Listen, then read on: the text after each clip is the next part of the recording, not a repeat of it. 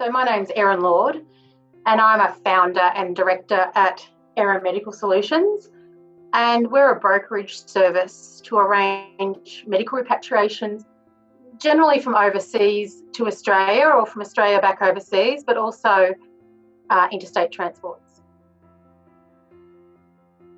I worked at the Royal Flying Doctor Service for 6 years in an operational role, logistics, and sort of client customer support.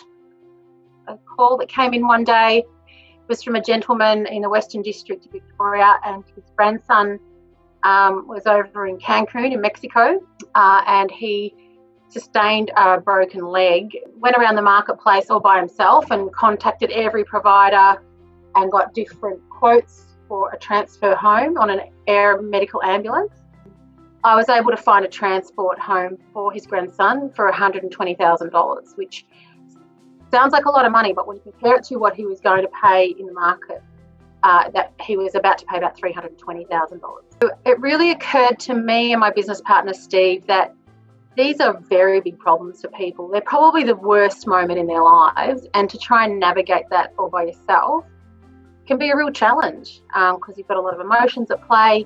You don't know a lot about the market. You don't know which providers have got a good reputation or have been around a long time, and you're about to spend a lot of money. So really, we just thought this is an area where you really do need a guiding hand. So we commenced our brokerage service from there. We take a phone call. There's always a lot of emotion. There's a lot of fear. And, people just want people home. So we take that call. We then go out to the market and find the best solutions. I guess the beauty of our offering is that we have access to 100 partners globally. So we activate a rapid response tender process. Everybody gets back to us fairly rapidly. And then, of course, the other aspect of what we do, which is really significant, is our case management. So we talk clients through what happens next, keeping family informed of the progress. And really, we offer a whole bed-to-bed service. We do make a real difference to people in that moment that matters. And certainly that empathy and non-judgmental and, just listening to people about their story can be a really helpful thing at a difficult time. What happened just very recently is that there's no flights into Australia, out of Australia. Fortunately, we established relationships with government. So when COVID-19 first hit around February 18, I remember, and then when the New Zealand government realised they wanted their residents off the Diamond Princess, we were engaged to get them from Darwin to Auckland.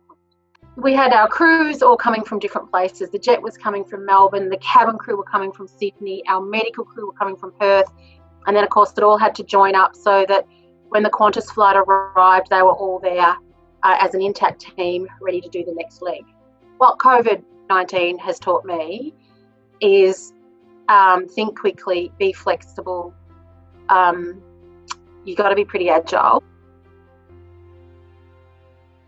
We have really good relationships with our service providers, and that means they give us what they think is their most realistic timeframes, and then we can go back to the client and say, we are really solid that this can be done in this time frame. We don't make promises that we can't keep. There's high value in what we do, and I think we just want to show appreciation sometimes.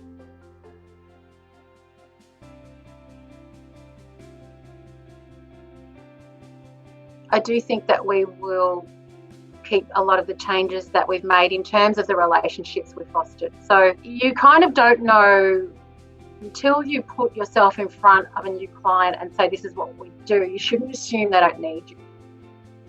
I would just say to anyone who's out there thinking about what happens after COVID-19, think about all the things that have really worked, that you've kind of captured an idea, you've pivoted, and you've thought, hang on, this could work really well for a long time. So I think we will continue to look for clients who we thought wouldn't need us but actually do.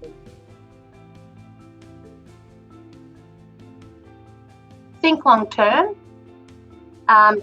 it would be so easy to just stop and say, well, that's it. This virus is going to wipe my business out. Certainly claim your entitlements that exist. The government's offering a lot of support from state and federal government.